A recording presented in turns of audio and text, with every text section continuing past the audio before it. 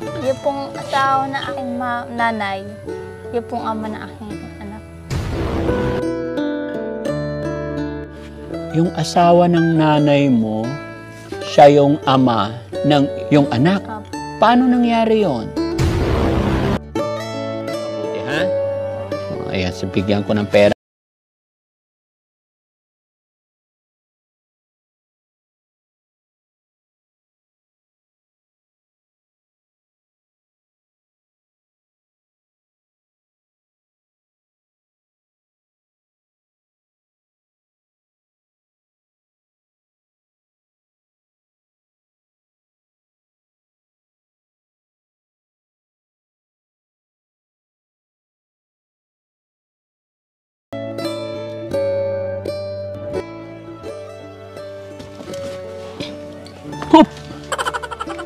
Hello po!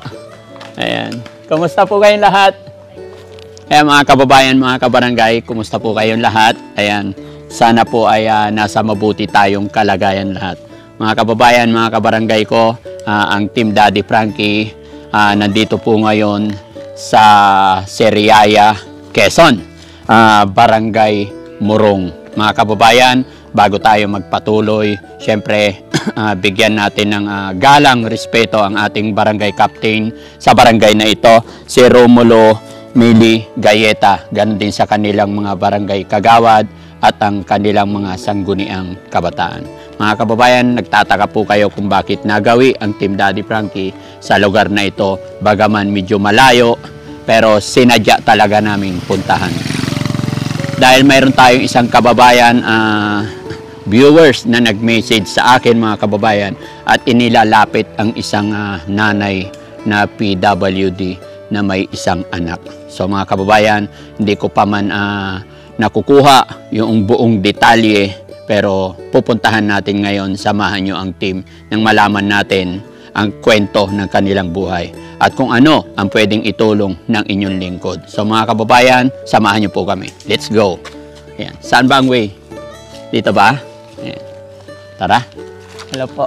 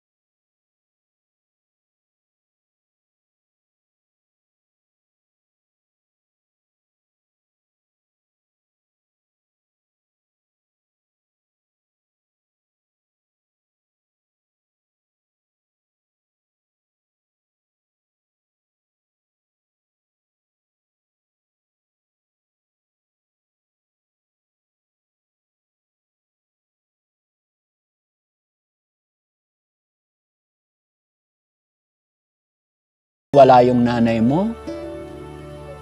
Sinalay ko po ay naalis din po. Lagi na payaon po. Laging umaalis. Opo. Kaya pag umalis, paano ginawa ng tatay mo yun? Stepfather mo siya. Opo, hindi ko po hindi ko po totoong ama. So, anong nararamdaman?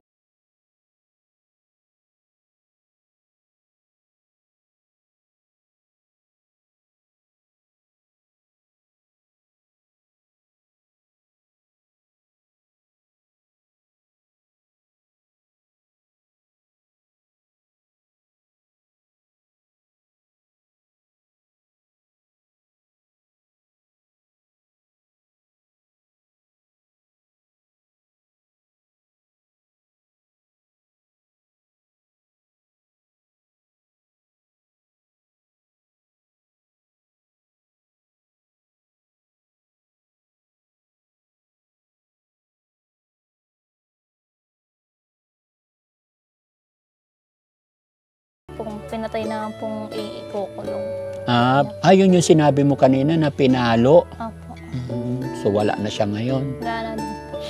Ayun, napakahirap naman pala ng kalagayan nyo ngayon, no? Bata ka pa. Ilang taon ka nung na-rape ka? 16 po. 16 ka pa lang noon. Nung umpisahan ka niyang ni-rape, 16 pa lang. Opo. Tapos kailan ka nabuntis? 17 po. 17, saka nabuntis ka. So, ibig sabihin, maraming beses ka niyang ginalaw? Marami din po. Hindi mo na isumbong agad?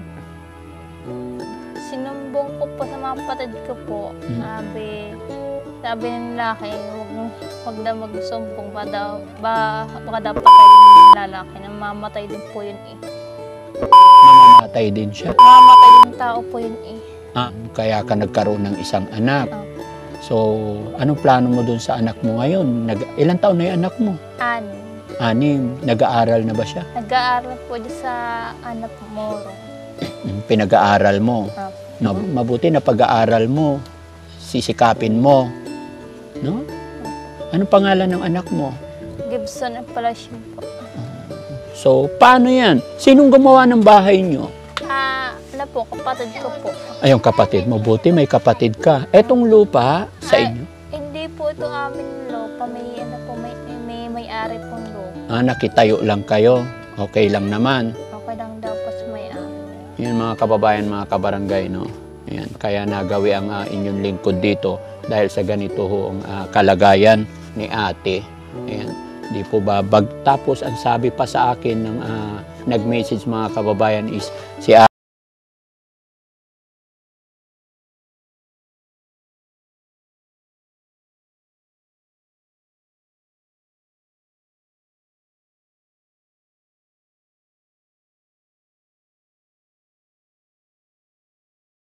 Pero siya pa mismo ang nagsamantala. Ganun pa man, andito na at yung taong nagsamantala sa kay hindi natin alam, no? Huwag nating i-close kasi hindi natin alam ang nangyari. Yung aking sinasabi ayon lang kay Ate Narisa, no? Pero kung sa kasaling buhay pa, anong masasabi mo dun sa tatay mong tatay-tatayan mo ng rape sa'yo?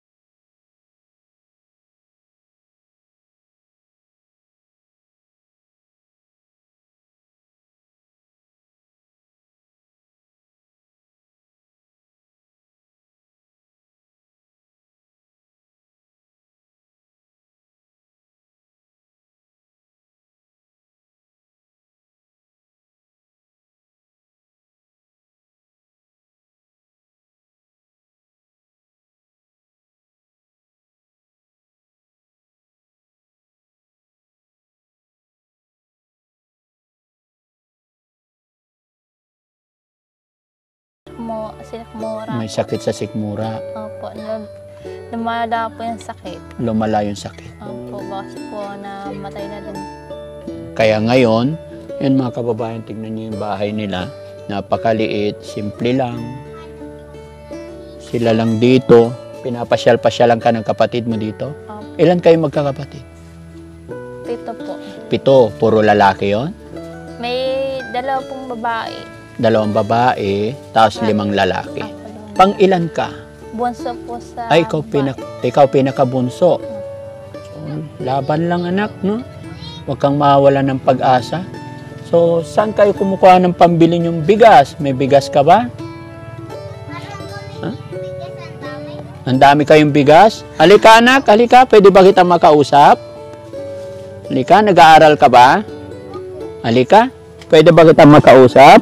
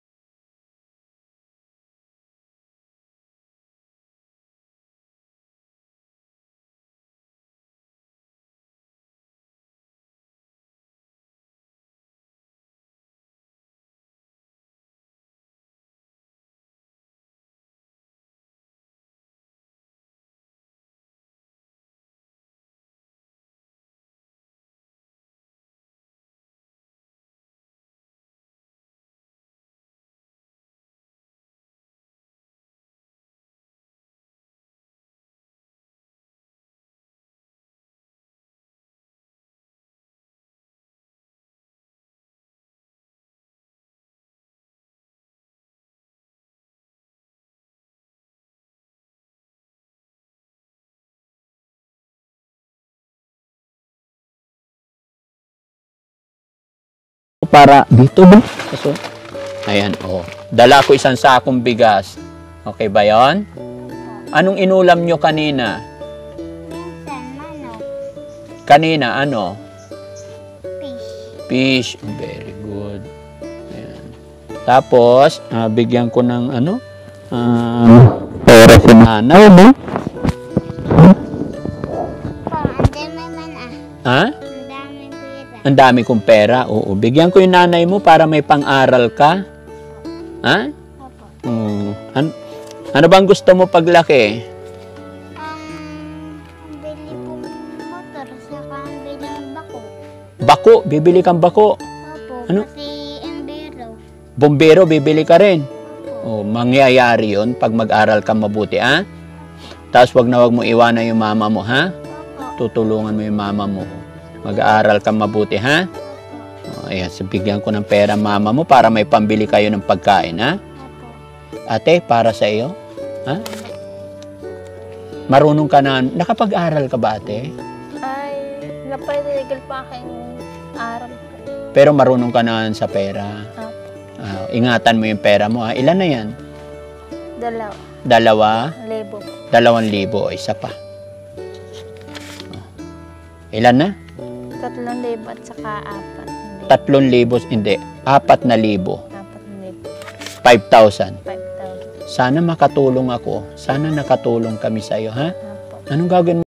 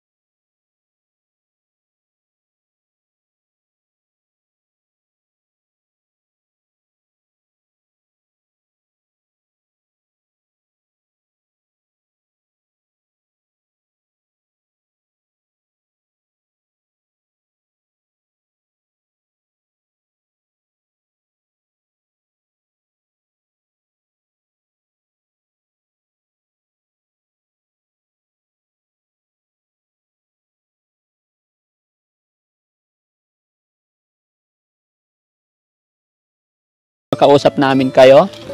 Yan. Ingat la. Ayan. Lola, magandang araw. Idikit ko lang tong mic. Okay lang. Ayan.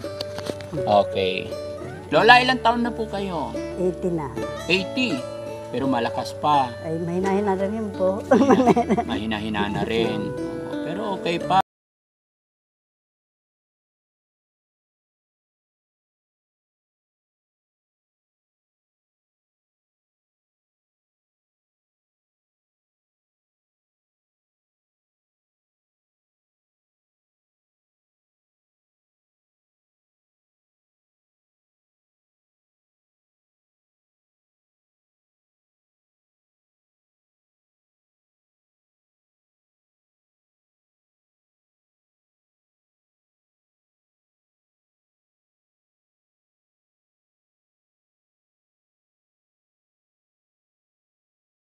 Magkasama sila sa bahay na to? Oo, hindi. Doon, nagpunta sila ng ibang barangay. Ay, doon sila tumira. Opo. Ay, ganyan ang nangyari. Estepado. Pero yun, parang baliwala na lang sa kanya. Bali, wala nga sa kanya bagay yung gayon. Pero hindi naman naisumbong sa barangay or sa pulis. Hindi. Ay, hindi na. Ah,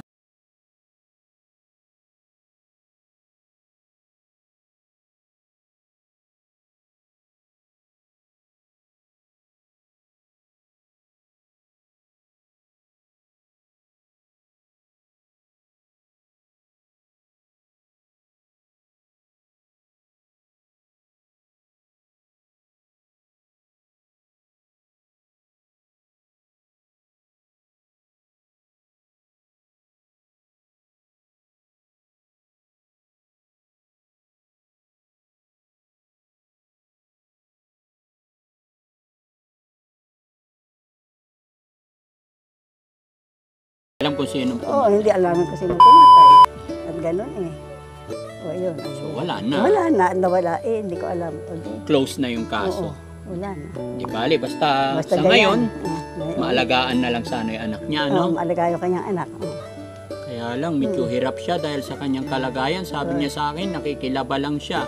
Oo, naglalabas yun ng pahali. Paglalaba, hindi nakakapagpira naman. Oo. Kaya lang, binibigay daw sa kanya 50 isang araw. Pinta, yung mga ilala namang piraso. Pag madami na yun, mga 100. Gano'n. Oo, pag madami, ay di mga 100. Pagkakaunti naman, okay lang yung mga 50. Oo. Pag apat na piraso, 50 lang pwede Oo, naman. pwede. Oo. Oo. Paano pag isang araw? May madami, yung Oo. pwede. Sabi niya kasi isang araw siya naglalaba. Meron wala pa naman. Wala pa naman. May aapat ng piraso yung kay grade yun. Okay. Oo. So, Okay, okay yun, oo. no? Oo. So, ano talaga, hindi talaga niya alam Alam. yung tama at mali, no? Tsaka yung kaunti lang na uutusan niya, may upan agad. Oo. Utusan agad. Utusan Binibigyan, O, binibigyan. May bibila sa tindahan din eh. Mm-mm. Gusto may upa. Mm-mm. Hindi pwede ang pakisuyo. Mm. Okay. Oo. Sige. Yan, kaya nakakakwata din naman. Eh, kami namang anong ito kapisan, ay di sadyang binibigyan ha. Oo. Pag sa akin, miski ako hindi nakisuyo, ako may pera at sa'yo wala, nabibigyan ko rin Bibigyan. siya. Oh, So, yan mga kababayan, mga kabarangay. Yun lang po ang tanging sadya ng Team Daddy Frankie. Kunin ko lang to. Ang sadya ng Team Daddy Frankie ay para makapag-abot lang ng kunting tulong kay ate. Ayan. At papasalamat din ako sa mga taong sumusuporta sa ating mga followers. At syempre, salamat din po sa kanyang mga kamag-anak na laging gumagabay, ganun din kay Lola at saka sa kanyang mga kapitbahay na ayon sa aking nakalap na impormasyon dahil sa kanyang kalagayan ay tinutulungan. Pag walang-wala ay inaabutan din talaga sila ng pagkain, no? So maraming salamat po mga kababayan. God bless po sa ating lahat. Muli po, Team Daddy Frankie ay nagpapasalamat at pagsamantalang magpapaalam. Si Daddy Frankie po from Pangasinan, anak ng Pangasinan.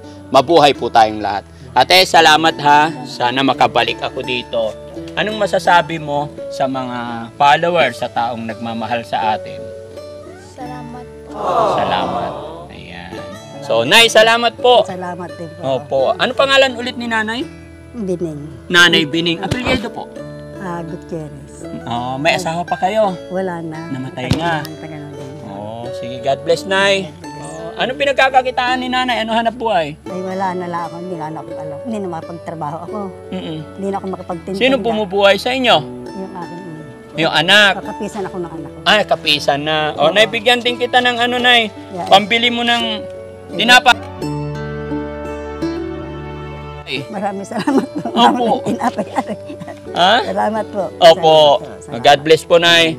Gabay-gabayan na lang natin si ate, ano? Sana mapalaki niya yung anak niya at mapag-aral. Pag-aral nga. O, para pagtanda, paglaki ng bata, may tutulong din sa kanya, no? Salamat. So, ayan mga kababayan, once again, maraming salamat po. God bless po sa atin lahat. Nay, kunin ko lang yung mic. Ayun, Ayan, thank you po.